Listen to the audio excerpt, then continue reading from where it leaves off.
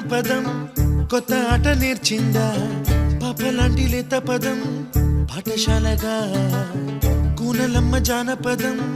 పల్లె దాటి వచ్చిందా చవళిల జానతనం పాట చూపగా కుంచెలో దాగే చిత్రాలు ఎదురొచ్చేలా